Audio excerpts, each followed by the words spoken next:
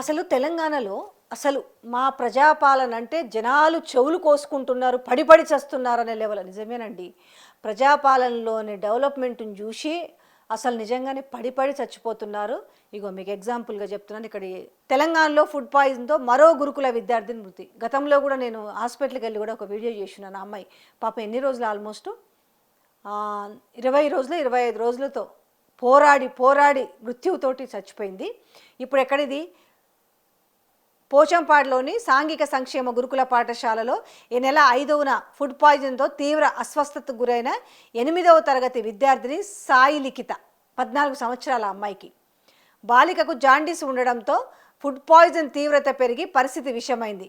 హైదరాబాద్ ఆసుపత్రిలో చికిత్స పొందుతూ మృతి చెందిన సాయి లిఖిత నిజామాబాద్ జిల్లా ముప్కాల్ మండల కేంద్రంలో పొట్టకూటి కోసం జీవనం సాగిస్తున్న లిఖిత తల్లిదండ్రులు లింగం, లక్ష్మి. అంటే మనము చెప్తున్నా కూడా అందుకే అంటారు, గ్రౌండ్లో ఎందుకు మీకు ఇంత వ్యతిరేకత వచ్చిందంటే ఎంతసేపు మాకు బీఆర్ఎస్ కంటే ఎక్కువ వచ్చినాయని చూసుకొని కంపేర్ చేస్తున్నారు. ఎంతసేపు బీఆర్ఎస్ కంటే మేము బెటర్ అనుకుంటున్నారు.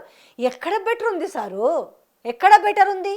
ఇంత నేను చెప్పిన కదా, అర్ధబలము అంగబలము అన్నీ ఉపయోగిస్తే, అధికారులను అన్నీ ఉపయోగిస్తే 50% ఏది ఇంక్లూడింగ్ చేసిన ఏకగ్రీవాలు, వేలం పాటల్లాగా చేసి ఏకగ్రీవాలు చేసిన వాటితో కలిపితే అని చెప్పిన చావు తప్పు కన్నెలొట్టబోయినట్టుగా బయటపడ్డారు. కానీ కంపారిటివ్లీ బీఆర్ఎస్తో చేసి మేము మాత్రం ఏదో సాధించామని చెప్పుకుంటున్న నేతంలో మీకు ఒక్కొక్కటి జరుగుతున్నాయి. మీకేం తెలియదని కాదు కదా, మీకు ఒక ఇంటెలిజెన్స్ ఉంది కదా. ఇవాళ ఏ ఆనందంతో మీకు ఓట్లేసి మిమ్మల్ని గెలిపిస్తారనుకున్నారు? మీ బెదిరింపులు కాకపోతే ఏం చేసిరని ఒక్కటి చెప్పండి.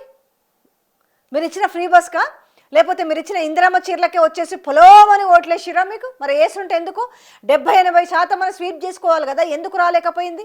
ఈరోజు మీకు అంత అవసరం, అంత గతి పట్టేది ఏముంటుండే? ఇవాళ తాటికాయంత అక్షరాలతోటి మీడియాని మేనేజ్ చేసి రాయి అని మీడియాలో చెప్పించుకోవడం, రాపించుకోవడం అనే పరిస్థితి ఎందుకు వచ్చి ఉండేది?